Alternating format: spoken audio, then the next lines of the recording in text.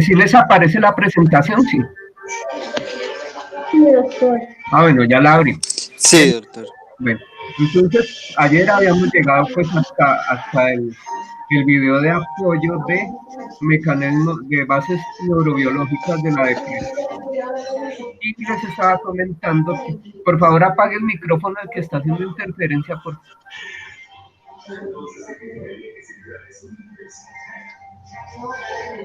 que se oye como algún radio o algún televisor o algo. Gracias. Entonces, ayer habíamos visto un video de apoyo sobre la neurobiología de la depresión, pues generalidades, y que es muy completo y ayuda a contextualizar.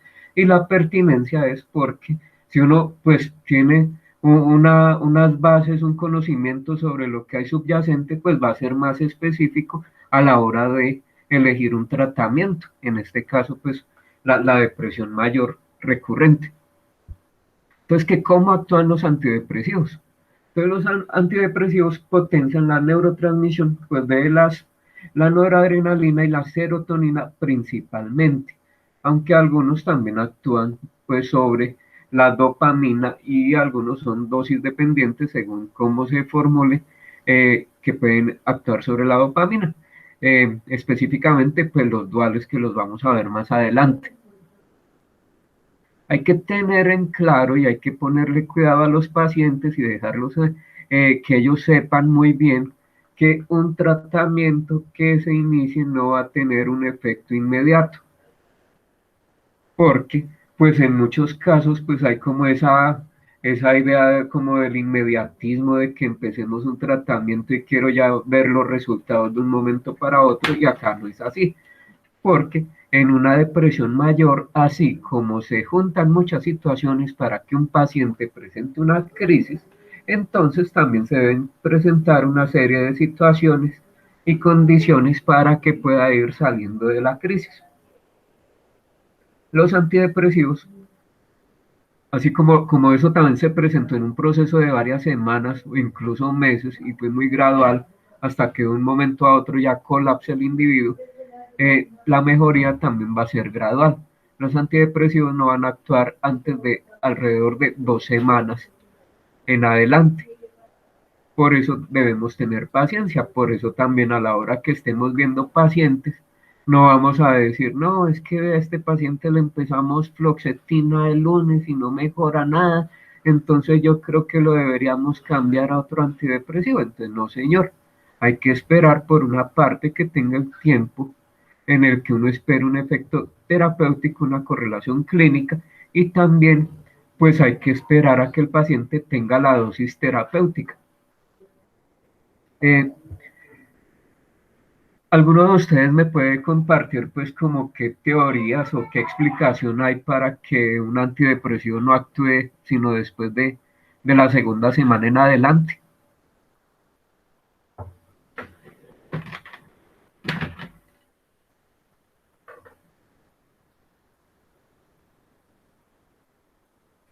¿Alguno ha revisado o ha leído o ha escuchado alguna vez sobre una teoría que se llama la regulación de los receptores a la alta y a la baja? Pues lo que yo he escuchado es que depende de la sustancia que tantos receptores se expresen en la membrana celular. Ujú. Entonces me imagino que se necesita alcanzar cierta cantidad de sustancia, o sea, del medicamento, para que se expresen los suficientes receptores para que haga efecto el medicamento. No sé si esa es la explicación.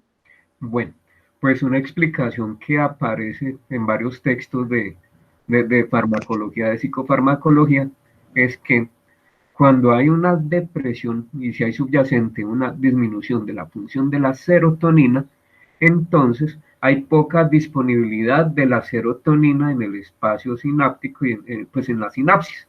Entonces, al haber poca disponibilidad de la serotonina, los receptores aumentan y una vez el paciente se le inicia un tratamiento, si es un inhibidor de recaptación de serotonina y aumenta la serotonina en el espacio sináptico, entonces hay muchos receptores y no van a alcanzar a estimularse para generar una respuesta postsináptica. Entonces, poco a poco esa cantidad de receptores que estaban aumentados tienen que bajar nuevamente para que puedan haber una respuesta posináptica posteriormente. Entonces a ese fenómeno se le llama regulación de los receptores a la alta y regulación de los receptores a la baja y demora varias semanas. Esa es una de las razones también por las cuales los antidepresivos no actúan hasta después de la segunda semana aproximadamente. Entonces también, como les había comentado, uno considera que hay una respuesta a un tratamiento cuando al menos la severidad de los síntomas disminuye el 50% y que eso lo podemos correlacionar, por ejemplo, con escalas específicas para depresión como la de Beck o la de Hamilton. La remisión se considera cuando un paciente recupera su funcionamiento premórbido. Entonces acuérdense que tenemos un paciente con un funcionamiento premórbido, entra en crisis y la idea es que por lo menos pueda recuperarse funcionalmente y que llegue a su funcionamiento premórbido por lo menos. Se considera, según las guías de manejo de depresión, que se las voy a enviar más tarde, entonces según las guías del ministerio, recomiendan que se reserve el uso de antidepresivos para pacientes que tengan episodios depresivos con característica de severidad que sean moderados y graves, más no para depresiones leves. Eso es lo que dice el ministerio. Pero cuando uno va a trabajar y a ejercer en la vida real, pues eso es difícil de hacerlo porque pues el ministerio dice eso, pero dice es que esas depresiones que son leves son susceptibles de manejarse con psicoterapia y otras medidas coadyuvantes en el manejo de depresión a las cuales muchos pacientes no van a tener acceso. Entonces, por eso es que muchos pacientes que tienen depresiones leves, mayores, pues van a terminar con manejo con antidepresivos. Y no solamente pacientes con depresión mayor recurrente, sino que si uno lee en la teoría, por ejemplo, la distimia, que distimia es un estado en el cual el paciente tiene una depresión, pero no alcanza a llegar al límite para configurar una depresión mayor y que deben ser un periodo más de 2 años en adultos y por lo menos un año en menores de edad. entonces pues sería susceptible de manejarse con psicoterapia, pero van a ver en la vida real pues que muchos pacientes con distimia también terminan formulados con antidepresivos. Aquí en esta otra diapositiva pues está tomada de uno de los textos de psiquiatría del texto de psiquiatría de la Javeriana, y están los principales grupos antidepresivos que usamos. Entonces están pues los más conocidos son los inhibidores selectivos de recaptación de serotonina. Esos pues como su nombre lo indica, pues disminuyen la recaptación de serotonina. Todos disminuyen, eh, tanto los inhibidores de selectivos de recaptación de serotonina como los tricíclicos como los duales, disminuyen la recaptación de serotonina y también impactan sobre la transmisión de noradrenalina, unos en mayor y otros en menor grado. Y así entonces pues se aumenta la disponibilidad de serotonina en la sinapsis. Hay otros que son los duales, entre los cuales pues, los principales son la venlafaxina y la duloxetina, y un metabolito de la venlafaxina que se llama desvenlafaxina, y actúan sobre la recaptación de serotonina y noradrenalina. La venlafaxina, entonces, según la dosis que se administre, puede influir en la recaptación de serotonina. A dosis más altas incide en la recaptación de serotonina y noradrenalina, y a dosis más altas eh, también actúa sobre la recaptación de dopamina, al igual que la desvenlafaxina, que es un metabolito. La duloxetina, pues esa no es dosis dependiente para impactar sobre la recaptación de los neurotransmisores. De ahí, pues vale la pena mencionar también que la duloxetina tiene un efecto coadyuvante en el manejo del dolor. Por eso, cuando encontramos una comorbilidad en un paciente que tenga una patología dolorosa crónica, con depresión o con ansiedad, una buena alternativa es formular duloxetina. En clínicas de dolor también formulan duloxetina como manejo pues coadyuvante en el dolor. De la serotonina, de los inhibidores de recaptación de serotonina de los antidepresivos en general, pues vale la pena mencionar también que en el tracto gastrointestinal pues hay una alta presencia de transmisión serotoninérgica. Por eso también van a ver en su práctica médica que muchas veces se presenta la comorbilidad de colon irritable con trastornos del espectro de la ansiedad y trastornos del espectro de la depresión, y que en lineamientos de manejo pues aparecen los antidepresivos como estrategia para el manejo terapéutico del colon irritable, así como también aparece como una de las estrategias terapéuticas la psicoterapia en colon irritable, y es porque hay una comorbilidad que se presenta frecuentemente, pues en gran parte explicada por la presencia de serotonina en el tracto gastrointestinal. También ahí aparece como grupo farmacológico que actúan antidepresivo que actúa sobre noradrenalina y serotonina, que aparece como mirtazapina. Ese tiene la ventaja que puede utilizarse, por ejemplo, en ancianos, y esa viene de 15 miligramos, de 30 miligramos, de 30 miligramos, y se puede formular en ancianos y puede racionalizarse el uso de antidepresivos porque la mirtazapina actúa mucho en la regulación del insomnio, también en la depresión y en la ansiedad. Entonces, así muchos pacientes que son ancianos, que podrían tener ese riesgo de que sean polimedicados, pues se le puede formular solamente mirtazapina, pues como parte del esquema de manejo de depresión, de ansiedad. Los tricíclicos, pues son efectivos, pero tienen una serie de efectos, pues, colaterales en otros sistemas de neurotransmisión, como, como el efecto antihistamínico que pueden presentar, el efecto anticolinérgico. La relevancia del efecto antihistamínico es que puede en muchos casos generar somnolencia y el efecto anticolinérgico pues causa mucho malestar porque el efecto anticolinérgico puede producir sequedad en mucosas, en la mucosa oral. Muchos pacientes se quejan pues, de sequedad en la boca, pueden producir visión borrosa, pueden producir retención urinaria, pueden producir estreñimiento. Entonces pues son fármacos los tricíclicos que, aunque sean efectivos para la depresión, se relacionan con muchos efectos adversos. Y también tienen la desventaja de que en sobredosis pueden ser letales. Y de esta otra tabla que aparece en otros, pues actualmente hasta ahora no sabemos si, si, si en el futuro pues se encuentre mayor evidencia de que la gomelatina puede impactar en la depresión. Lo que teorizan es que se regula como el ciclo circadiano a través de la melatonina. En otros países donde hay depresiones estacionales, pues sí han probado tener como éxito. Aquí apenas estamos empezando pues la experiencia, pero es poco o nada del uso que yo he hecho de la agomelatina. En Colombia, pues no disponemos actualmente de inhibidores de la monoaminoxidasa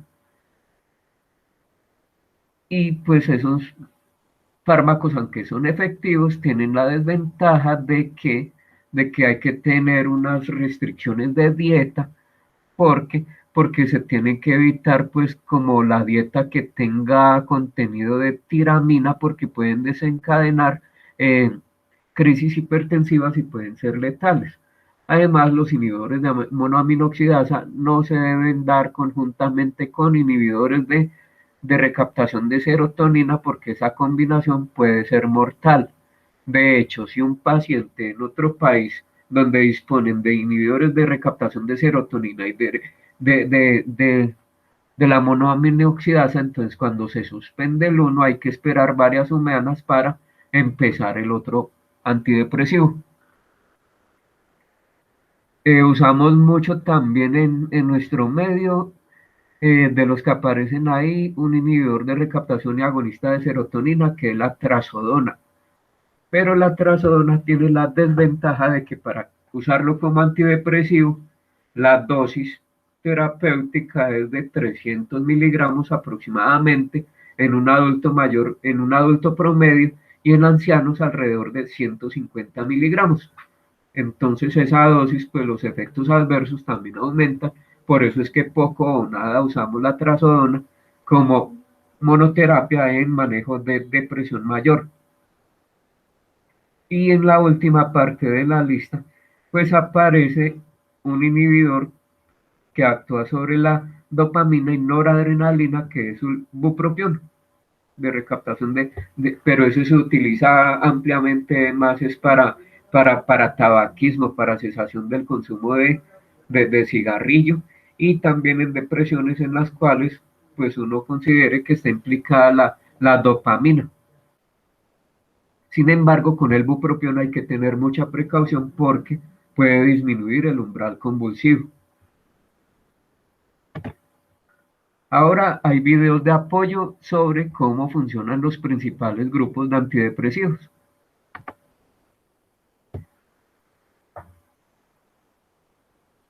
La historia de los antidepresivos tricíclicos comienza en 1883 con la síntesis de la primera fenotiazina durante los intentos fallidos de encontrar nuevos colorantes para la industria textil. En los 50, la década de los neurolépticos, se recuperaron compuestos con potencial efecto sedante. Se estudiaron varias fenotiazinas como la imipramina, que produjo una pronunciada mejoría del estado anímico en pacientes con psicosis depresiva. Al igual que con los IMAO, el descubrimiento de los antidepresivos tricíclicos fue cuestión de pura suerte. En 1957, la imipramina se introdujo en el mercado francés. Al año siguiente se comercializaba en toda Europa. Durante la siguiente década se desarrollaron nuevas formulaciones de antidepresivos tricíclicos hasta llegar a la doxepina. Hasta 1988, Cuando apareció la fluoxetina, los antidepresivos tricíclicos constituían el grupo dominante de agentes antidepresivos, cubriendo el vacío terapéutico dejado por los IMAO. Eran más fáciles de usar, no imponían tantas restricciones dietéticas y no presentaban interacciones farmacológicas letales. Sin embargo, los efectos secundarios seguían siendo problemáticos. Además de inhibir la recaptación de serotonina, noradrenalina y dopamina, los tricíclicos también bloquean los receptores de acetilcolina, produciendo efectos anticolinérgicos indeseables, sequedad de boca y de ojos, retención urinaria, estreñimiento. Pero el efecto colateral potencialmente más serio de los fármacos tricíclicos es el de interferir en la conducción eléctrica del corazón. La causa más común de muerte en los casos de sobredosis son las arritmias. Son fármacos muy potentes y los más utilizados son imipramina, amitriptilina y clomipramina. Son las más eficaces en las depresiones melancólicas y la clomipramina, además, en el trastorno obsesivo-compulsivo.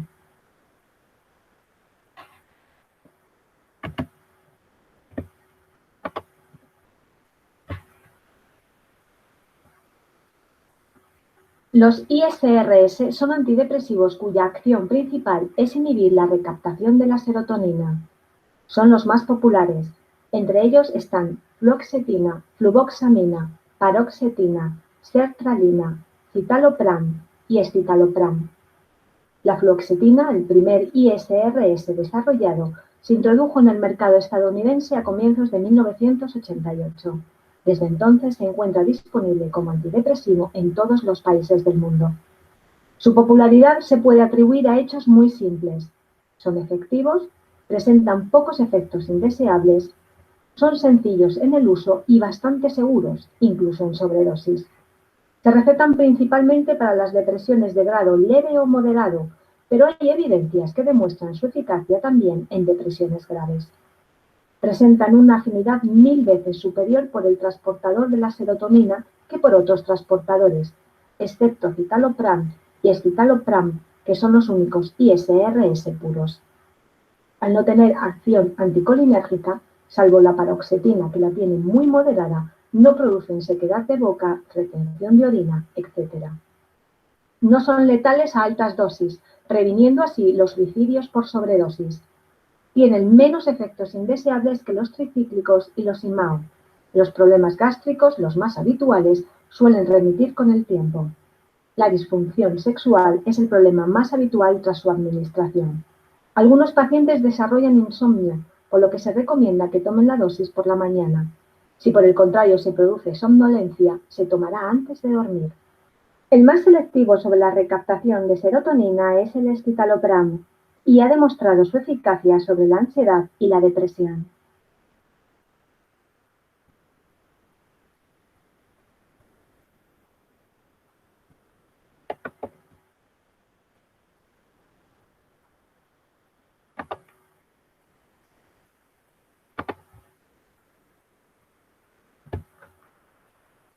En este grupo incluiremos 3 antidepresivos: venlafaxina, duloxetina y bupropión.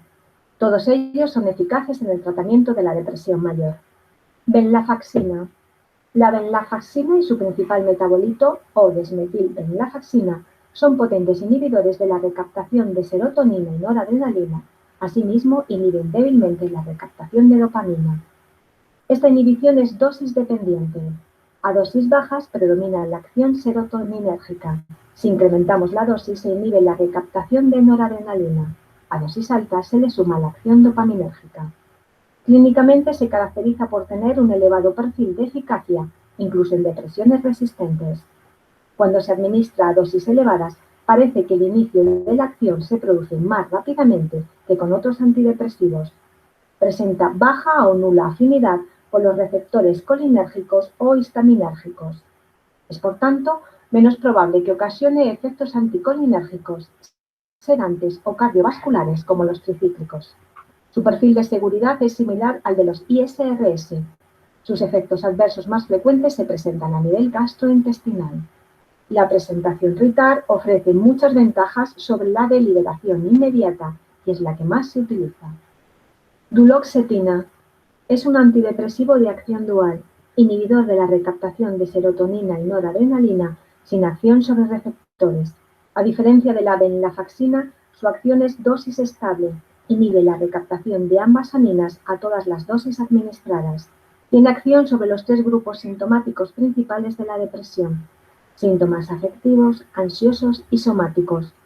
Es eficaz también en el tratamiento del dolor neuropático, de la fibromialgia y de la incontinencia urinaria femenina.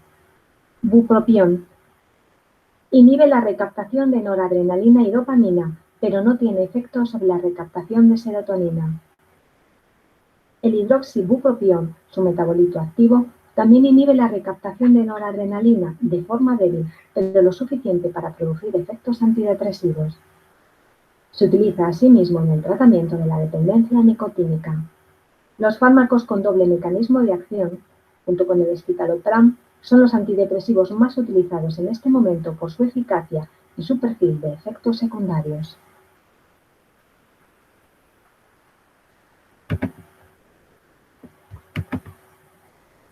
Bueno, entonces, pues vale la pena mencionarles que ahí en la descripción anotaban sobre los inhibidores de recaptación de serotonina que podían interferir con el sueño o causar somnolencia. Entonces les voy a comentar que si de 10 pacientes nosotros formulamos con un inhibidor de recaptación de serotonina, de esos 10 pacientes aproximadamente a uno puede que le genere somnolencia y los otros 9 puede que se les disminuya pues que tengan dificultad para conciliar el sueño. Entonces, la idea es identificar si ese paciente es uno de esos 9 que le da somnolencia para que lo tome entre tarde o noche. Y si no es el caso, si es uno de los otros 9 y no el uno, que uno de 10, entonces que lo tome en la mañana. Y así pues en otros casos pues también se evitaría uno formular pues un inductor del sueño o un medicamento que ayude pues para regularizar el sueño. De los fármacos ahí mencionados, entonces prácticamente todos tienen como ese periodo de latencia de aproximadamente 2 semanas. Y también pues hay otra comorbilidad que se presenta muy frecuentemente y que la mencionaron en uno de los videos de apoyo, y es la fibromialgia. Entonces en muchos casos que nosotros atendemos en la consulta, y no solamente de psiquiatría, de salud mental, sino en otras áreas de salud, pues se atiende la comorbilidad de fibromialgia con patologías dolorosas crónicas, con depresión o ansiedad, o depresión y ansiedad, porque la depresión y la ansiedad pueden coexistir y se presentan muy frecuentemente. En esta tabla pues aparecen las dosis terapéuticas de los principales pues fármacos que utilizamos tricíclicos. Entonces, entre los tricíclicos, la mayoría tienen una acción antidepresiva alrededor de 75 miligramos. En nuestros pacientes, la mayoría de los pacientes responden como en el margen inferior, en el rango inferior de lo que está anotado en la tabla.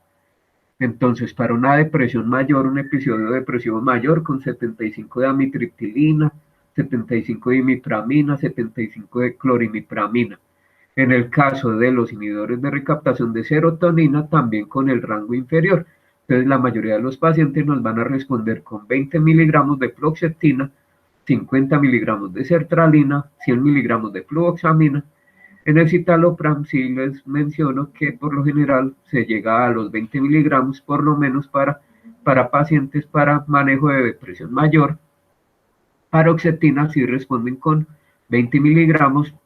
De los duales, entonces sí, muchos pacientes nos van a responder con venlafaxina 75 miligramos, y hay que titular la dosis en caso de que haya una respuesta parcial antes de considerar que hay una falla terapéutica. 75 miligramos de venlafaxina son equivalentes a 50 miligramos de desvenlafaxina, que es un metabolito de la venlafaxina. Y la duloxetina, si la dosis promedio es de 30 miligramos. La duloxetina viene de 30 miligramos y 60 miligramos. El bupropión, pues se usa mucho es para cesación del consumo de cigarrillo y la dosis promedio es 150 miligramos. Y como les estaba diciendo, en ancianitos pueden mejorar con mirtazapina, que viene de 30 miligramos, y pueden mejorar algunos con desde 15 miligramos. La trazodona, ahí aparece que la dosis, como les estaba diciendo anteriormente, en un adulto promedio, se va a titular a 300 miligramos para manejo de depresión como monoterapia. Sin embargo, en muchos pacientes asociamos trazodona porque puede ayudar a mejorar la arquitectura del sueño y la asociamos con alrededor de 50 miligramos en la noche. La trazodona también se formula en muchas ocasiones para síntomas de ansiedad y para usarla en manejo de síntomas de ansiedad se puede formular alrededor de un cuarto de tableta 2 o 3 veces en el transcurso del día.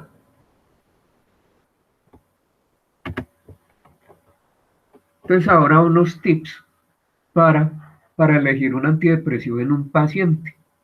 Entonces, pues algo que es muy lógico y que en muchos pacientes pues se presentan depresiones recurrentes es usar un antidepresivo con el cual haya habido respuesta previa buena y que el paciente pues también haya sido pues seguro en términos de riesgo de intoxicaciones o de sobredosis y usarlo en el episodio actual. Entonces, y no es raro también así que nos lleguen pacientes en los cuales se habían cerrado ciclos de tratamiento, presentan una recurrencia, como las citas se demoran o así no se demoren, los pacientes vuelven a empezar a tomar un tratamiento con el cual habían tenido mejoría previamente. Entonces a veces le llegan a uno, no, yo ya estoy tomando fluoxetina otra vez 20 miligramos y ya llevo casi un mes y entonces estoy mejor. Entonces eso es algo muy racional, usar un tratamiento que previamente haya tenido pues éxito en el paciente. También a la hora de elegir un antidepresivo pues tenemos que tener muy en cuenta los efectos adversos, efectos secundarios, la tolerancia pues a ese antidepresivo y elegir en el paciente pues aquellos que tengan menos efectos adversos, porque cuando hay menos efectos adversos, pues un paciente va a tener una mejor adherencia al tratamiento y también vamos a prevenir que no vaya a haber un abandono precoz del tratamiento, con todo lo que eso implica. Otro de los temas a considerar en la elección de un antidepresivo es el perfil de seguridad, porque muchas veces los antidepresivos se relacionan, los han puesto como esa alerta de que aquellos pacientes que están mejorando clínicamente y que tenían pues una afectación en la capacidad de planear, de la voluntad, pueden llegar como a tener ahí sí la energía o la capacidad de ejecutar un plan y tener un riesgo de suicidio. Entonces hay que tener en cuenta eso, hay que dar esos signos de alarma y ojalá pues que los acudientes estén atentos a esos signos de alarma. Hay que considerar también las interacciones farmacológicas, sobre todo en pacientes que tengan otras comorbilidades y otras prescripciones. Pues a la hora de que nosotros atendamos un paciente, entonces no está de más que verifiquemos y que hagamos una lista de fármacos que esté tomando actualmente para evitar pues interacciones, evitar polimedicar y como les dije, muchas veces los pacientes que vemos en nuestra consulta tienen comorbilidades que también se tratan con fármacos de similares o de la misma familia o antidepresivos. Entonces, por ejemplo, hay pacientes que pueden tener una fibromialgia y ya vienen con un antidepresivo y si uno no cae en cuenta, le formula otro antidepresivo. ¿Y eso qué implica? Que puede tener un riesgo de hacer, por ejemplo, un síndrome serotoninérgico al darle varios antidepresivos que actúan sobre la recaptación de la serotonina. Algo que también ayuda mucho a la adherencia en los pacientes son las dosis únicas. Entonces, si un medicamento lo tengo que tomar una sola vez al día, entonces eso me va a ayudar a que tenga una mejor adherencia que con otros antidepresivos que tengan que usarse varias tabletas o varias dosis en el transcurso del día. Pues, por ejemplo, ahí está una ventaja de usar un inhibidor de recaptación de serotonina, que, por ejemplo, fluoxetina 20 miligramos versus a tomar 3 tabletas, 3 comprimidos de amitriptilina que son de 25 miligramos. Entonces, un paciente va a tener más adherencia si tiene dosis únicas y si se usa, por ejemplo, con las comidas, porque la gente lo asocia, esta pasta la puedo tomar con la comida, y también, en lo posible, si un paciente va a requerir de varias dosis, procurarlas dejar como en los extremos del día, porque muchos pacientes no están en la casa, por ejemplo, en la tarde, y se les puede olvidar esas dosis. También hay que considerar pues la capacidad de disponibilidad del medicamento, que haya un costo-beneficio, que el paciente vaya a continuar pues con esa medicación en una fase de mantenimiento y que no vaya a tener el riesgo de una recaída cuando esté en recuperación, o de una recuperación, de una recurrencia de presentar nuevos episodios cuando ya esté en un periodo intercrítico. Entonces tenemos que proyectar eso. Y me explico. Uno puede tener un paciente hospitalizado y uno puede formularle un antidepresivo que sabe que es efectivo, pero si luego ese paciente que tenemos hospitalizado, por ejemplo acá en Caldas, se nos va a un municipio bien lejano, por ejemplo digamos que se va para Samaná, que Samaná es lejitos, entonces a ese paciente yo preferiría formularle un antidepresivo que tenga que sea efectivo, que tenga pues pocos eventos adversos, pero que sea disponible para el paciente. Entonces yo lo preferiría formular, por ejemplo, con sertralina o con fluoxetina, versus que si le llego a formular, por ejemplo, un dual como la duloxetina, que es más difícil que haya una accesibilidad.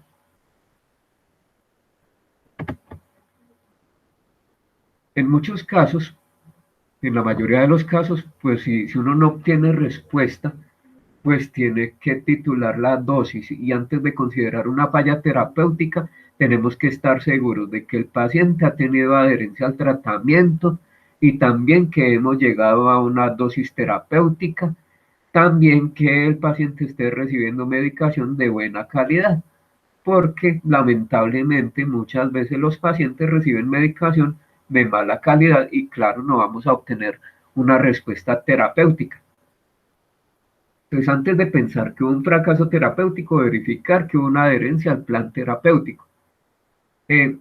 Considerar si hay comorbilidad, alguna comorbilidad que no hayamos detectado, por ejemplo, con consumo de sustancias, una comorbilidad ya sea médica, psiquiátrica o médica no psiquiátrica, o un trastorno de personalidad.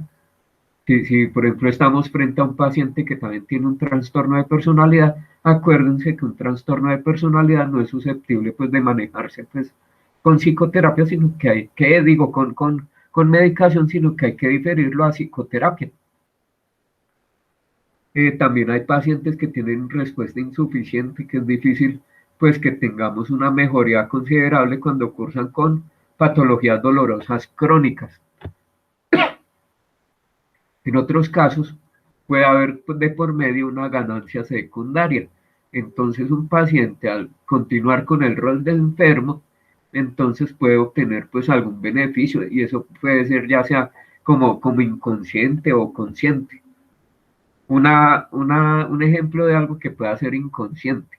Entonces, por ejemplo, que ustedes que están de lejos, pero cuando recibían clases presencialmente, y que estaban en unas vacaciones de su semestre, iban, por ejemplo, allá a su casa, y en los días que estaban de vacaciones, y ya cuando se están terminando las vacaciones, por ejemplo, que alguien es muy apegado a la mamá puede empezar a presentar como síntomas, dolores de cabeza, malestar, pero ahí lo que está haciendo es como somatizando el que el hijo pronto se va a devolver a una ciudad intermedia, pues a estudiar.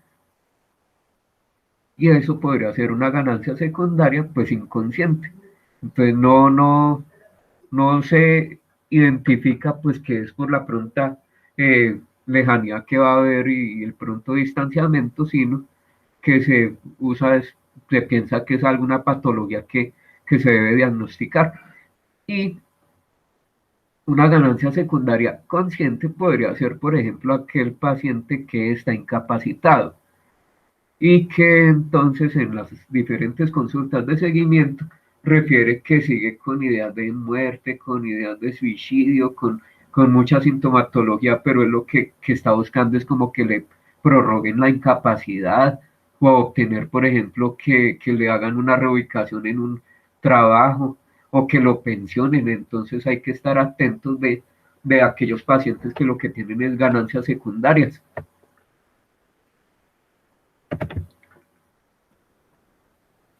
Si uno va a verificar pues, la toma del tratamiento y aproximadamente en la tercera semana un paciente no ha tenido algún tipo de mejoría, entonces podemos ajustar la dosis. Si a pesar de haber ajustado la dosis y administrarla durante otras 2 o 3 semanas el paciente no presenta mejoría, pues uno podría considerar cambiar de grupo antidepresivo. Y siempre a los pacientes pues hay que evaluarle la respuesta al tratamiento farmacológico en las diferentes citas de seguimiento o en las diferentes evoluciones, eso es el caso de un paciente, por ejemplo, que esté hospitalizado. Acá pues debemos tener mucha paciencia también y hay que decirle eso a los pacientes. En pacientes, por ejemplo, que yo tengo y que atiendo hospitalizados con depresión mayor, pues yo no les busco así como que miren una mejoría de un día para otro y también hay que ser realistas en eso. Entonces yo no les digo que miremos el día a día, sino que más bien que hagamos como una retrospectiva de semana a semana. Y me explico. Si un paciente tiene una depresión mayor, con todos los criterios que ustedes ya saben que configuran un episodio depresivo mayor, pues muy seguramente en una evolución de un día al otro lo va a encontrar muy similar. Puede que tenga la habilidad, puede que tenga, haya tenido dificultades para dormir, que tenga hiporexia, que tenga ideas de muerte, y así lo voy a encontrar día a día. Pero si lo evalúo, por ejemplo, de un lunes al otro lunes, puede que eso se haya disminuido pues considerablemente. Y es que la evolución, la mejoría pues suele ser gradual. Cuando se instaura un tratamiento antidepresivo, entonces el orden en que se mejoran los síntomas son usualmente así. Generalmente mejora inicialmente lo que es el insomnio, la hiporexia, y el patrón pues neurovegetativo. Posteriormente va mejorando como la capacidad de planeación, la energía que tienen los pacientes. Y finalmente lo que mejora pues es la depresión, el afecto deprimido como tal. Entonces debemos tener paciencia, como les digo, para no pensar que hubo fracaso terapéutico y empezar uno a hacer cambios de medicación que lo que van a hacer es desgastar tanto al paciente como a su entorno, como a la familia, como al equipo terapéutico. Y también, pues siempre hay que evaluar en el seguimiento del paciente pues, la presencia de efectos adversos y estar atentos en aquellos que puedan tener riesgo de suicidio. Se presenta muy frecuentemente que se acompaña de un cuadro de depresión, pues el insomnio. Y antes de formular pues un medicamento específico para conciliar el sueño o para mejorar el sueño, tenemos es que recurrir a las medidas de higiene del sueño, porque dormir un buen sueño pues también requiere de que haya unas condiciones pues básicas de horario, de estilo de vida saludable, de dieta, de ambiente que nos va a ayudar a que conciliemos bien el sueño. Así como hay, por ejemplo, técnicas de estudio para que uno pueda pues aprender, pues también hay técnicas y recomendaciones para tener un ambiente propicio para el sueño. Y hay que verificar eso. Ahí están pues como las principales. Entonces uno es irse a la cama cuando se tenga sueño, porque muchas personas usan la cama casi como de oficina, como de todo, leen, escuchan música, hacen de todo menos para lo que es para dormir. Levantarse todos los días, inclusive, incluyendo fines de semana, ojalá a la misma hora. Evitar quedarse en la cama despierto más de lo necesario. También en muchos casos que haya dificultades para conciliar y mantener el sueño, se recomienda que no se hagan siestas durante el día. Y en hospitalización se ve mucho eso. Hay pacientes que le piden a uno, ay, ojalá déjeme en la pieza, yo quiero estar como en la pieza y dormir. Y entonces después ahí los vamos a tener en las noches que no durmieron y nos va a llegar el reporte de enfermería que no durmieron bien de noche. No solamente hay que implementar medidas o implementar fármacos para mejorar el sueño, sino también ver que si hay algún tipo de algún consumo de sustancia que, ya sea por el consumo o por el cese del consumo, esté interfiriendo con el sueño. Por ejemplo, pacientes que tengan consumo de alcohol. Hay muchos pacientes que consumen alcohol, pero cuando están medicados piensan que el alcohol pues no lo deben tomar. Entonces el cese súbito del consumo de alcohol puede relacionarse con insomnio. O lo contrario, pacientes que se bombardean, por ejemplo, con cafeína. Hay pacientes que le dicen, no puedo dormir. Y en la anamnesis, en la entrevista encuentran, no, es que él se toma 10 tintos al día. Pues claro, ¿cómo no va a poder dormir si toma tanto café al día? Entonces habría que recomendarle que disminuya el consumo de café. También se recomienda, pues ahí sí vean la correlación del dicho que seguramente lo han escuchado de las abuelas o de otras personas, que uno debe desayunar como rey, almorzar como príncipe y cenar como mendigo. Entonces, en las medidas de higiene del sueño se recomienda evitar comidas pesadas antes de acostarse, porque comidas pesadas pueden interferir con el sueño. Mantener pues condiciones ambientales para dormir de temperatura, o sea, que no sea ni mucho ni poco de ventilación, que uno esté en un sitio ventilado, pero tampoco que le entren las corrientes de aire, de ruidos, al margen de ruidos y al margen de luces.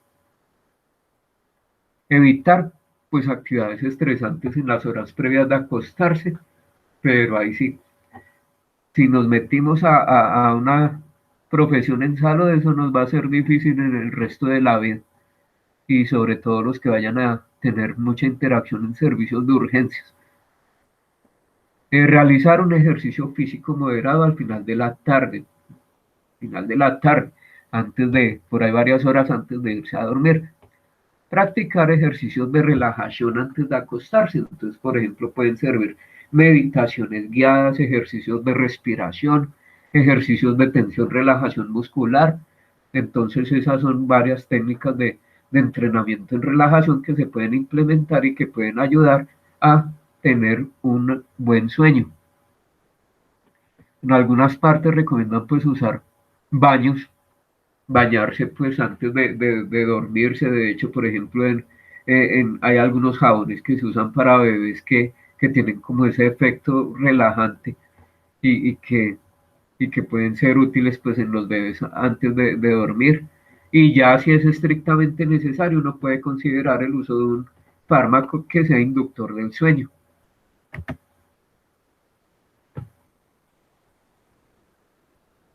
Como les había comentado ayer, entonces nuestra prioridad en salud mental y pues prácticamente en todas las áreas de la salud, pero siendo específicos acá en salud mental, pues es hacer un abordaje diagnóstico lo más preciso posible.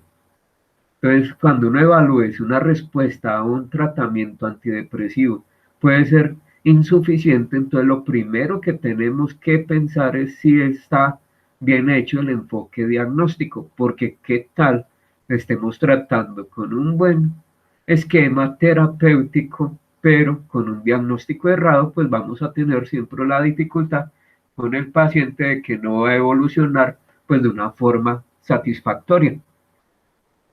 Si ya evaluado el diagnóstico confirmamos que sí es depresión mayor recurrente, entonces el paso sería ajustar la dosis del antidepresivo instaurado. Pero como les dije, si la dosis del antidepresivo instaurado no surte efecto, entonces podemos recurrir o a cambiar el grupo de antidepresivo o a usar otro antidepresivo para potenciar la acción del que ya está instaurado.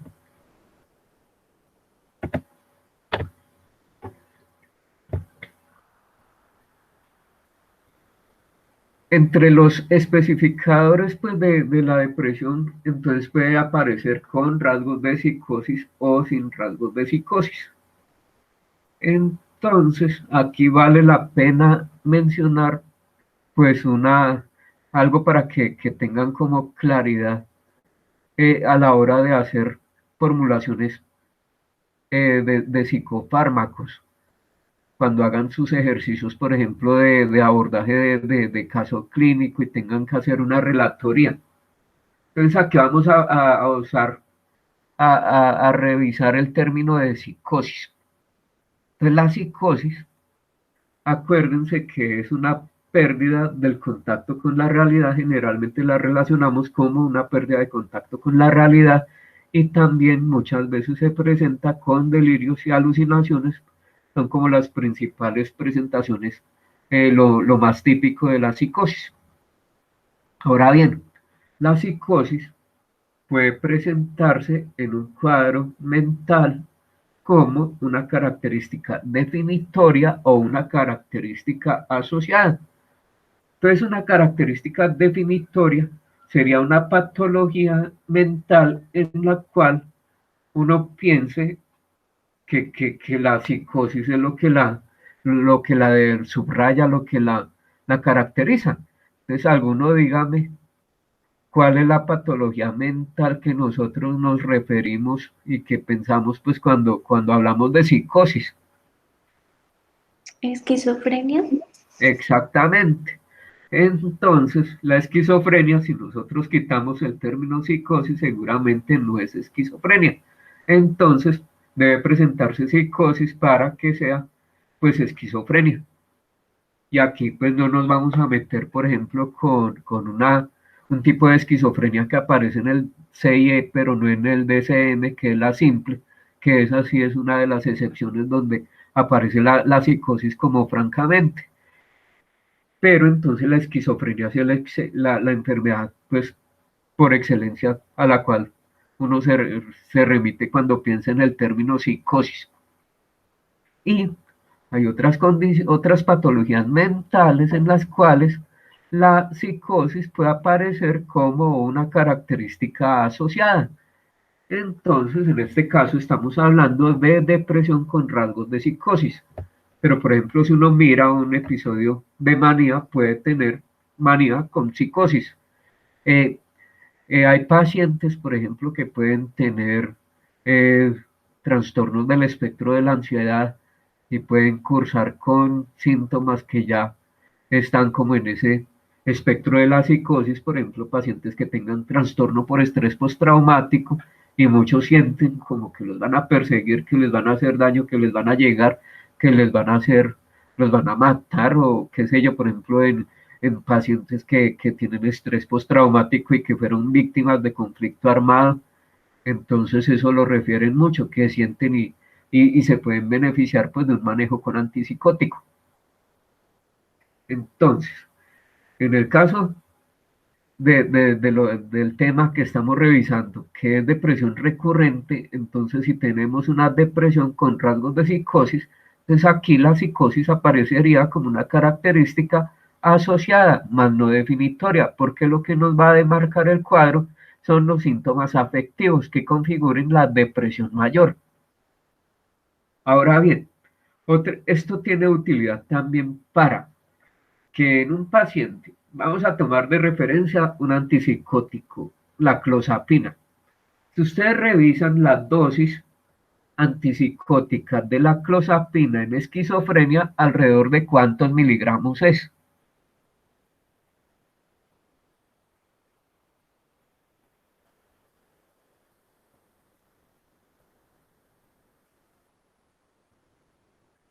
¿Alguno me puede decir la dosis antipsicótica de clozapina en esquizofrenia?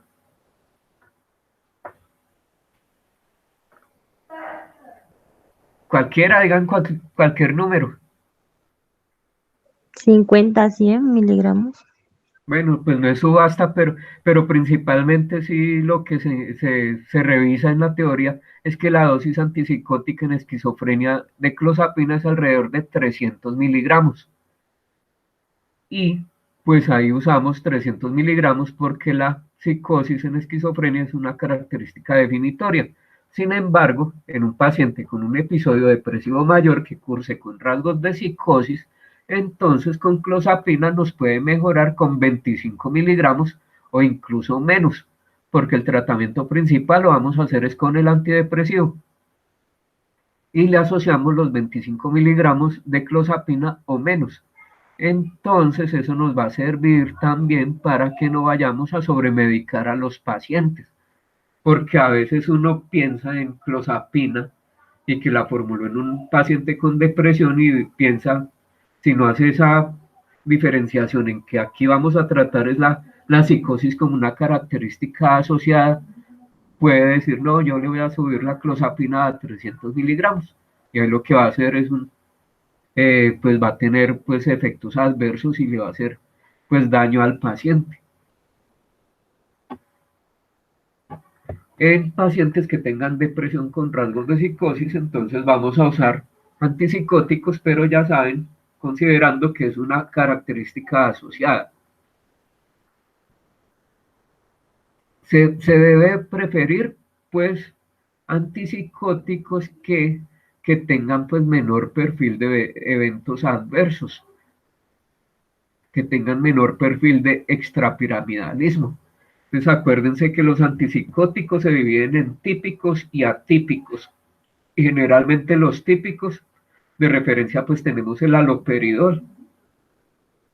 Y eso se relaciona con eventos pues adversos a nivel de extrapiramidalismo. Y los atípicos, pues aunque tienen menos riesgo de extrapiramidalismo, tienen el riesgo de que haya un síndrome metabólico. Entonces tenemos que buscar en lo posible pues aquellos que tengan menos riesgo metabólico y menos riesgo de presentar extrapiramidalismo. Entonces uno de los que se puede utilizar entre los atípicos pues sería la quetiapina, se está usando ampliamente actualmente. También se está usando la risperidona. Y si llegamos a usar, por ejemplo, clozapina, pues ya saben, aunque ese tiene riesgo también metabólico, pues usarla alrededor de 25 miligramos o incluso menos. Y ahí está pues la observación de que el antipsicótico se debe usar combinado, no como monoterapia, en un caso de depresión con rasgos de psicosis. Hay pacientes que se pueden beneficiar también cuando hay depresión con rasgos de psicosis del uso de la terapia electroconvulsiva bajo anestesia y relajación. Y aunque eso está también en esta presentación de consideraciones de la terapia electroconvulsiva se puede utilizar con indicaciones primarias o como indicación secundaria. La indicación primaria es cuando hay un alto riesgo para la integridad del paciente, cuando no hay como indicar, es más el riesgo de medicar a un paciente que no medicarle, que no va a soportar con la medicación, entonces se puede usar la terapia electroconvulsiva. Esos pacientes pues muchas veces pues tienen riesgo para la integridad suya por riesgo suicida, por la severidad de la depresión, y se puede usar primariamente, o sea, como primera línea de manejo. Y las indicaciones secundarias entre la terapia electroconvulsiva se puede utilizar cuando ya ha fallado todos los demás lineamientos de manejo terapéutico. Entonces ya cuando el paciente es refractario a un tratamiento, se puede considerar la terapia electroconvulsiva. Entonces, aunque las revisiones que tenemos programadas pues se centran en el manejo psicofarmacológico, pues es imposible pues desligar el manejo farmacológico con lo no farmacológico y con otras estrategias de terapéuticas. Entonces, una de las dosis de referencia es alrededor de 3 a 5 miligramos de haloperidol en pacientes con depresión con rasgos de psicosis, o su equivalente pues con quetiapina, por ejemplo, alrededor de 25 miligramos, clozapina alrededor de 25 miligramos o menos, risperidona 1 miligramo aproximadamente. Y como les dije, buscar aquellos que tengan menos riesgo de extrapiramidalismo y también menos riesgo de síndrome metabólico. ¿A qué le llamamos depresión refractaria? Entonces, pacientes que tengan una falta de respuesta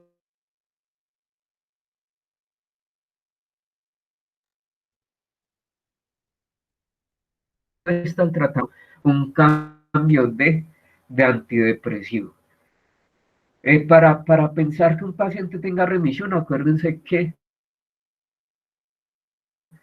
por ciento en adelante los síntomas, si el paciente tiene una respuesta parcial que no llega ni siquiera al 50%, entonces hay que pensar en que la depresión es refractaria. Hay que considerar el ajuste de dosis siempre que se verifique que el paciente tome la medicación. Entonces ahí también hago un paréntesis. En hospitalización se ve mucho que hay pacientes que no mejoran. Y entonces, a veces los que prescribimos empezamos a titular dosis buscando que el paciente mejore, pero en pacientes psiquiátricos se da mucho la tendencia de que evitan tomar la medicación, entonces la botan, la guardan, no la reciben, la vomitan, eso se dan muchas formas para no recibirla. Entonces, antes de uno ponerse a subir dosis y verificar, pues lo que tiene que verificar es que el paciente tome la medicación. Y eso se lo digo por experiencia. Por ejemplo, yo empecé a ejercer la psiquiatría en el 2004. Entonces había paciente, no, este paciente sigue sintomático, vamos a subirle la medicación, vamos a subirle, y le subía, y cuando le ponía a verificar toma de medicación, pina, y si lo encontraba muy sedado al paciente. Entonces, desde un inicio, pensar en que en verificar la adherencia de la medicación. También hay pacientes que se pueden beneficiar de usar litio, porque el litio tiene efecto en el sistema, tiene acción serotoninérgica, y en pacientes que tengan depresión refractaria se puede añadir litio y titularlo a 0.5 equivalentes por litro y formularlo aproximadamente por 4 meses. También se presenta muy frecuentemente que pacientes con depresión mayor cursan con hipotiroidismo subclínico. Entonces, esos pacientes se pueden beneficiar con adición de levotiroxina en el esquema de manejo farmacológico de la depresión. Como ya se mencionó, también pacientes pueden beneficiarse del uso de un antipsicótico, ojalá pues un atípico, y en casos de depresión refractaria y que puede mejorar en aquellos pacientes que tengan depresión con rasgos de psicosis. Hay pacientes que también se pueden beneficiar, por ejemplo, del uso del metilfenidato, pero pues esto es en casos muy específicos, evaluando el riesgo-beneficio. Uno de los principales es cuando se presentan pacientes con depresiones inhibidas, que presentan inmovilismo, y que el inmovilismo pues puede conllevar, por ejemplo, a riesgo de que se hagan escaras, más todo lo que eso puede complicar posteriormente. Y como les dije, en depresión refractaria, ya como una indicación secundaria, puede utilizarse la terapia electroconvulsiva.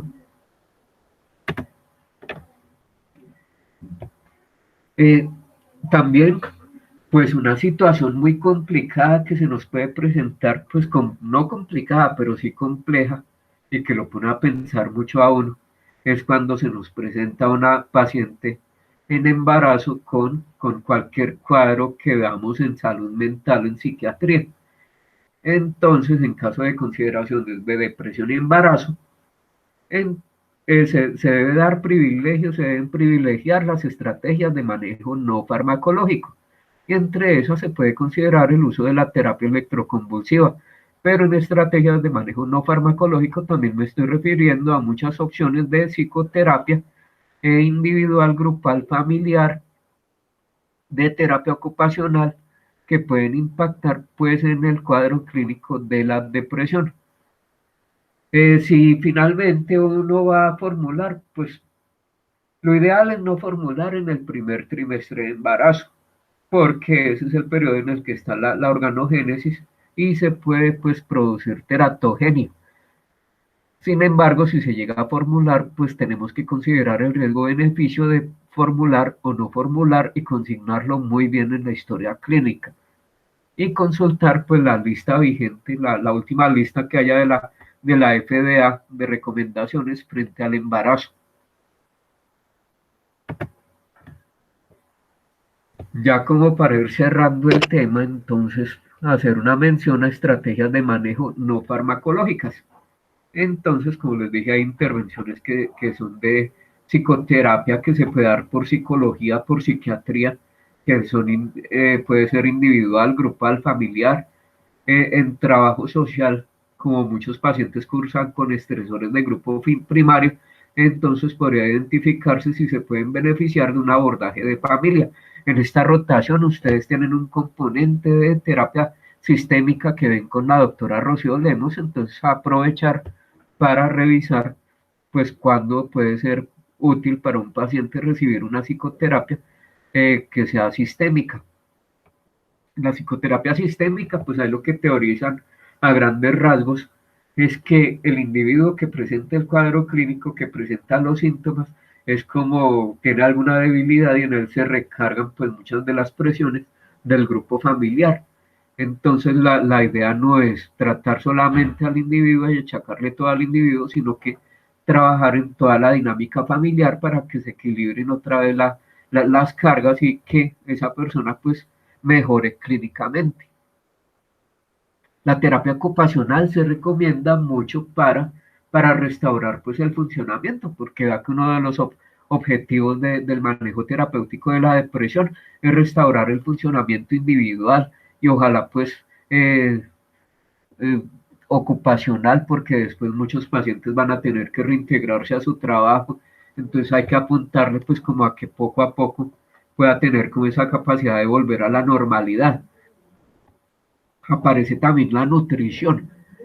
Vean que en los criterios de depresión mayor, entonces uno de los criterios también es la hiporexia, la pérdida de peso, que no se deba pues a una dieta, o entonces pues los pacientes se pueden beneficiar de un plan de recuperación nutricional también.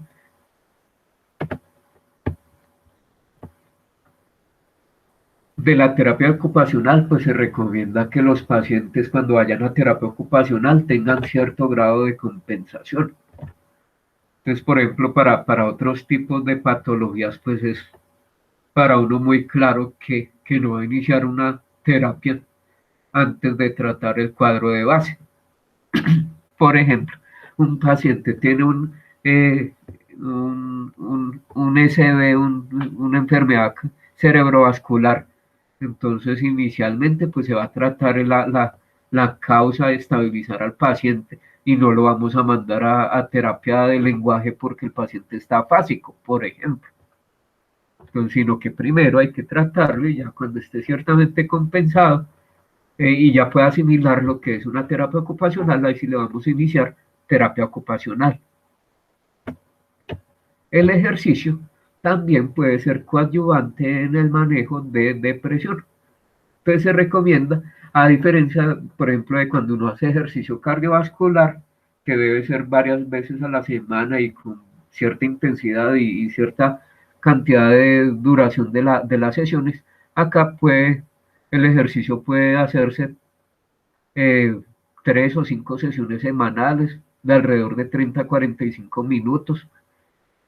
Y aunque si se puede hacer todos los días, mucho mejor. Y el ejercicio pues impacta pues en la mejoría clínica en pacientes con depresión. Según pues las guías del ministerio, como les había mencionado inicialmente, que las depresiones leves pueden mejorar con manejo no farmacológico, incluyendo pues el ejercicio, y las depresiones moderadas y graves pueden mejorar de todas maneras con su manejo específico para la depresión y además ejercicio, entre otras eh, intervenciones, como les dije, de nutrición, de terapia ocupacional, de psicoterapia, de abordaje sistémico. Ahí después, pues en la presentación hay un video de un testimonio de una persona que tenía depresión y dice cómo impactó pues en él positivamente hacer actividad física. Ahora, pues unas menciones sobre la terapia electroconvulsiva. Ustedes si todo sale bien como esperamos y espero que sí, es que cuando ya vayan a hacer práctica en la clínica en algún momento puedan entrar a sesiones de terapia electroconvulsiva como asistentes. Entonces la terapia electroconvulsiva está muy lejana de lo que ya pues muchas personas en el ambiente de la salud pues lo que piensan es que está mandada a recoger, que eso ya no se usa, que eso es muy primitivo, que es muy... Además las películas y programas pues no le hacen buena propaganda a la terapia electroconvulsiva. La gente la llama electrochoques y eso lo relacionan como con castigo, con algo pues muy malo. Sin embargo, pues es un procedimiento que seguro, muchas veces es más seguro que tomar hasta medicación. De hecho, hay pacientes que prefieren tener terapia electroconvulsiva de mantenimiento a estar tomando diariamente pues algún psicofármaco, no solamente para depresión, sino para esquizofrenia, para bipolaridad, pero eso es otro tema. ¿En qué consiste la terapia electroconvulsiva? Entonces, en generar descargas eléctricas de pocos segundos de duración que generen una convulsión que tenga alrededor de 40 segundos de duración para saber que es efectivo. Y generalmente se hacen 9 a 12 sesiones, se hacen ciclos de 9 a 12 sesiones y se hacen interdiarios. En la Clínica San Juan de Dios actualmente se hace los lunes, los miércoles y los viernes o los martes y los jueves. Pedimos sesiones de 10 sesiones y luego según la evolución del paciente se pueden pedir otras 10 sesiones y después se puede definir si se deja un paciente en sesiones de mantenimiento, ya sea cada 3 semanas, cada mes, según como lo estime él, el psiquiatra que está encargado de la terapia electroconvulsiva. El efecto principal adverso de la terapia electroconvulsiva es la amnesia, y eso posiblemente se los van a preguntar cuando entren a sesiones de terapia electroconvulsiva. Y la amnesia generalmente es pues a eventos cercanos alrededor pues, de la sesión de terapia electroconvulsiva. Entonces, para prevenir que no se dé amnesia, entonces se usa bifrontal actualmente. Entonces se colocan la estimulación a, a nivel bifrontal porque la que se relaciona más con amnesia es cuando se usa bitemporal. Y como así sea bifrontal, muchos pacientes presentan amnesia alrededor de las horitas de que tuvieron la sesión de terapia electroconvulsiva. Y eso lo he notado cuando he tenido pacientes en sesiones de terapia electroconvulsiva y a veces voy y los entrevisto antes de que les hagan la terapia electroconvulsiva, les hago la evolución y al otro día me dicen, ¿usted por qué no me entrevistó ayer? Pues ahora prefiero pues entrevistarlos después de que tengan la sesión de terapia electroconvulsiva. Entonces, ¿qué pasa? Entonces, la despolarización neuronal activa pues, los sistemas de neurotransmisión cerebral y que regularizan en general la neurotransmisión del sistema nervioso central.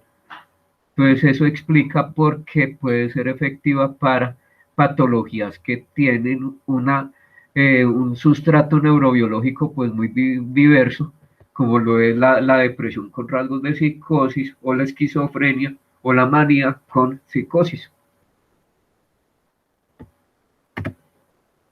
Ahora un video de apoyo de cómo, pues generalidades de la terapia electroconvulsiva.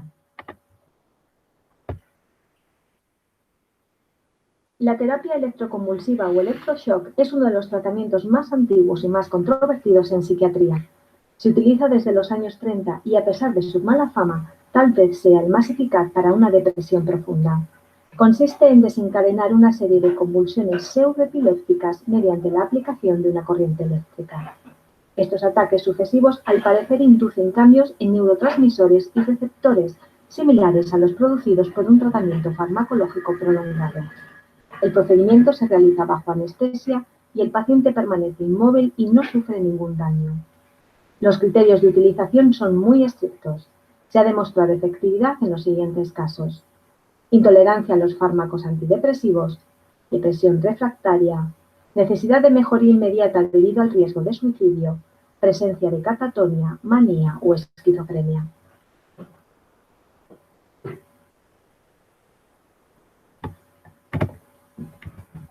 También, pues de la terapia electroconvulsiva, otro de los eventos adversos es cefalea. Cuando identificamos pacientes que presentan cefalea, les podemos formular por horario en el día de la terapia electroconvulsiva, por ejemplo, acetaminofén o un analgésico por ese día. Otro de los efectos adversos que puede presentarse es confusión. Entonces hay pacientes que por eso es que se prefiere, cuando es ambulatoria, pues que vayan con un acompañante, y hacia este ambulatorio o hospitalizado se hace, pues se hace en una, después de la sesión se hace la recuperación en una salita antes de que vuelva otra vez con su familia o que vuelva a un servicio de hospitalización. Entonces ya les dije que se puede usar como una indicación primaria cuando hay en el caso de depresión grave, peligro de la vida, requiere una respuesta rápida. Entonces puede ser útil en esos pacientes. O como indicación secundaria cuando ha habido refractariedad.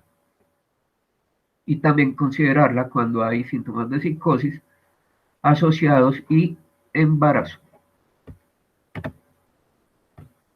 Aunque ustedes tienen un seminario pues específico de psicoterapia para médicos generales, pues en los lineamientos terapéuticos de la depresión pues también pues debe estar de primera línea pues el acceso a psicoterapia, pero no todas las psicoterapias pues funcionan.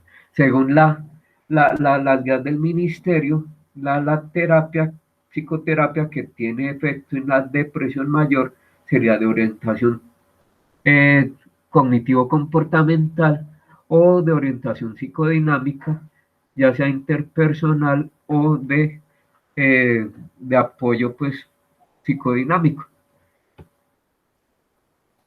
También pues es más efectivo cuando se combinan las diferentes modalidades terapéuticas que tenemos. Entonces, como les dije, las estrategias de manejo farmacológico con las no farmacológico, vamos a tener un mejor impacto en los pacientes. De hecho, por ejemplo, hay estudios, y no es ajeno también, pues en depresión mayor, que revisan cuál es el impacto de un paciente que está solamente con psicoterapia en depresión mayor, solamente pacientes con solo farmacoterapia y pacientes en los que se combina la psicoterapia y la farmacoterapia. Entonces suele haber mejor respuesta cuando se combinan las estrategias de manejo terapéutico.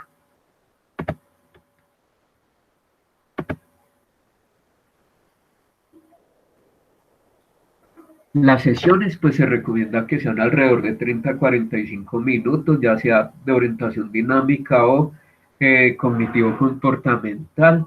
Según las guías del ministerio, pues idealmente el personal debe tener pues una validación, que sean certificados pues para hacer psicoterapia y que además de eso tengan una supervisión de la psicoterapia que están haciendo. Y se recomiendan pues sesiones por lo menos semanales. En la Clínica San Juan de Dios nosotros tenemos la posibilidad para pedir sesiones, ciclos de a 10 sesiones, y ahí las vamos prorrogando posteriormente según cómo vaya la evolución del paciente.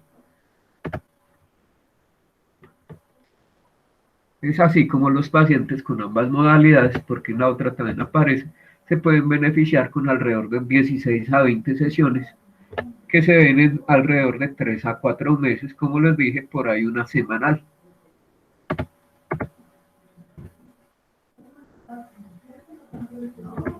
También los pacientes pueden beneficiarse de terapia de grupo. Y la terapia de grupo pues se recomienda pues que sea de tipo cognitivo comportamental y se pueden beneficiar con sesiones que serían de 10 a 12 sesiones y que cada grupo tenga alrededor de 8 a 10 participantes.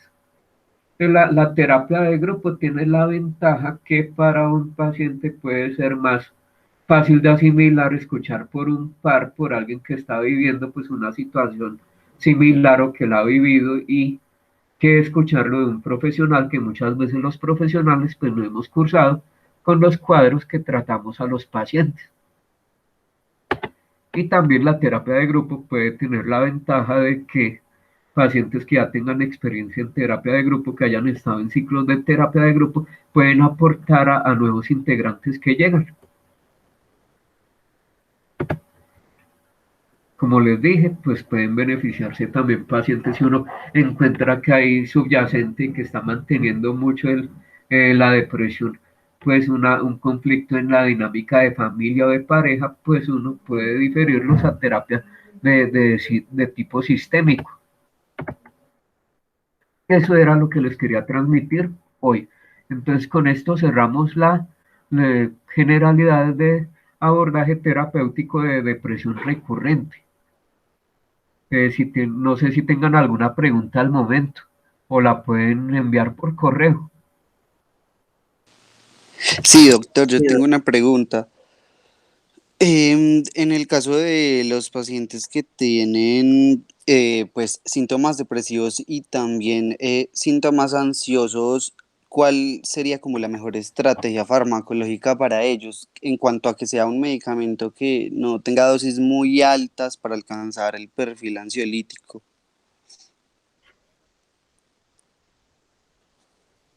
Bueno, ahí sí habría que ver qué tipo de trastorno del espectro de ansiedad es el que está comórbido, porque aunque eso es tema de una próxima revisión, cuando ya veamos trastornos del espectro de la ansiedad, que cada uno tiene pues como sus características.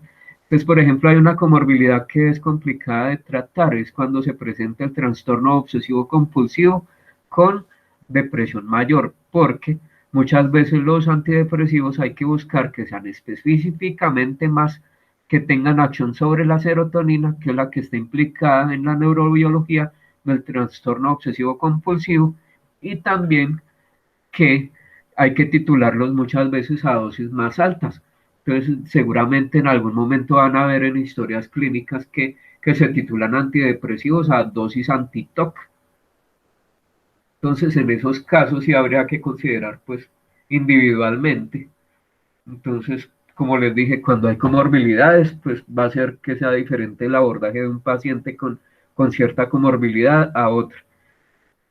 Entonces no es lo mismo, por ejemplo, tratar un paciente con una depresión mayor recurrente que tenga una insuficiencia cardíaca que uno que tenga una insuficiencia renal. Seguramente van a considerar pues el perfil de las diferentes opciones terapéuticas que tengamos y buscar la que más se adecue a nuestro paciente.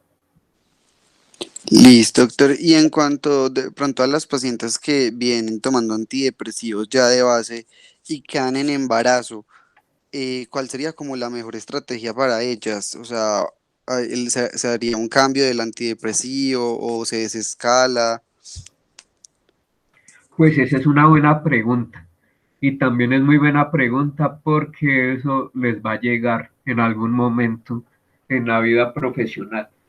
Y es que no, lo primero es no perder la calma, porque muchas veces en el ejercicio de que queremos como ayudar a un paciente a no perjudicarlo, uno puede decir, uy, no, usted está tomando antidepresivo y está en embarazo. No, yo no le voy a formular ningún antidepresivo, lo voy a remitir de urgencia a psiquiatría. Y luego tenemos la dificultad que la paciente no va a tener acceso a una cita pronta por psiquiatría, así uno lo envíe por urgencias, y muchas veces ya en el otro extremo, desde el pueblito de donde lo enviaron, de la ciudad donde estaba o de la localidad donde estaba, cuando nos llega un servicio especializado, nos llegan los pacientes, las pacientes nos llegan ya descompensadas. Entonces piénsenlo también desde otra perspectiva. Si ustedes están en su ejercicio como médicos y les llega una paciente que tiene una epilepsia y que llega con una prueba de embarazo positiva, si alguno de ustedes me dice, sí, yo le quito los anticonvulsivos, lo- lo- los, el tratamiento y la remito de urgencias a neurología, dígame si alguno lo haría o no lo haría y por qué. Pues definitivamente no, porque, pues por ejemplo, y si es verdad que eso puede ser algo en común de los dos tipos de terapias, tanto en tratamientos anticonvulsivos como en tratamientos antidepresivos, es muy útil el tiempo de adherencia que se haya mantenido usando el medicamento. Y eso favorece a que no hayan recurrencias. Y por ejemplo, pues en una convulsión, eso puede comprometer la vida de la madre. Y pues si no hay madre, nos quedamos sin feto y sin madre. Exactamente. La otra ya sería considerar, por ejemplo, si uno revisa el tratamiento que tiene la paciente y que está en embarazo, y uno revisa pues que francamente es teratogénico y que la paciente está en primer trimestre, pues sí lo podría reformular, pero de todas maneras no dejar a la paciente sin tratamiento. Pues esa es la opinión que tengo, pero lo que se haga lo tenemos que sustentar muy bien en las historias clínicas. ¿Alguna otra pregunta? Sí, doctor. Respecto pues al tratamiento que se le hace con los antidepresivos en el mantenimiento, pues le habíamos dicho que era prácticamente, se hacía mantenimiento hasta cuando completara el paciente pues su recuperación funcional, ya la sintomatología desaparezca, ¿cierto? Pero entonces mi pregunta es respecto a la suspensión del medicamento, ¿en qué momento se la hace y cómo se la hace? ¿Se hace de manera súbita o es escalonada y así es con todos los medicamentos o tienen particularidades? Ahí tenemos que recordar, pues voy a abrir la presentación otra vez.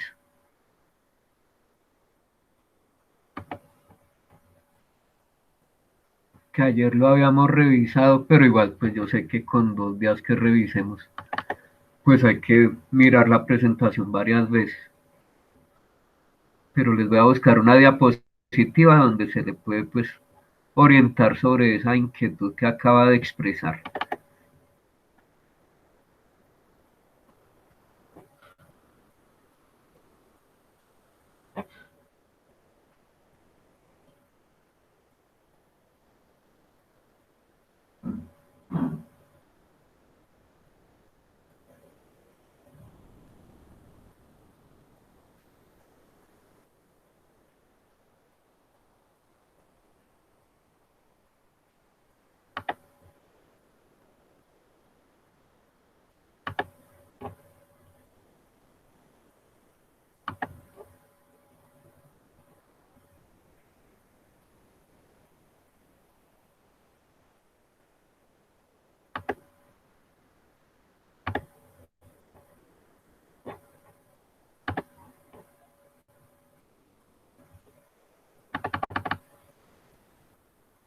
Y esa pregunta es importante porque, como les dije, lo primero que buscamos es que el paciente se mejore, pero luego la idea es que mantenga la mejoría y luego que no vuelva a tener, pues, en primer lugar, recaída del episodio que se está recuperando y en segundo lugar, recurrencias.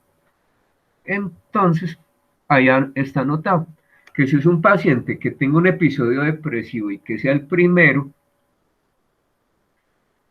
hay que hacer un ciclo de tratamiento, hacer posteriormente en una fase de continuación, buscar que el paciente está asintomático o con síntomas mínimos entre 6 meses y un año antes de considerar la reducción gradual y suspensión en un primer episodio. Pero si ya presenta un segundo episodio, Entonces, nuevamente, hay que hacer la titulación de la medicación y buscar pues un tratamiento de mantenimiento de alrededor de 4 a 5 años. Y un tercer episodio, entonces ya cuando haya, ahí sí se recomienda que el manejo sea indefinidamente. Pues lo más seguro es que muchos pacientes van a terminar pues con manejo indefinido cuando se presenta depresión recurrente y que sea un segundo episodio. No sé si con eso respondí. Sí, y sino que yo había escuchado, por ejemplo, con algunos medicamentos que cuando ya listo, se cumple todo ese tiempo, para suspender el medicamento se hace de forma gradual o se hace de manera súbita. Ah, no, pues lo mejor es disminuirlo de forma gradual y que ojalá sea supervisadamente. Cuando Listo. cerramos un ciclo de tratamiento, sin embargo, pues muchos pacientes sienten que ya no necesitan o están lejos de una zona pues que tengan acceso a citas y suspenden el tratamiento y eso les puede traer o que no les pase ninguna complicación o que tengan complicaciones. Pero lo ideal sí es que sea bajo supervisión. Listo, doctor, con eso queda aclarada la duda, gracias. Ah, bueno. ¿Algo más?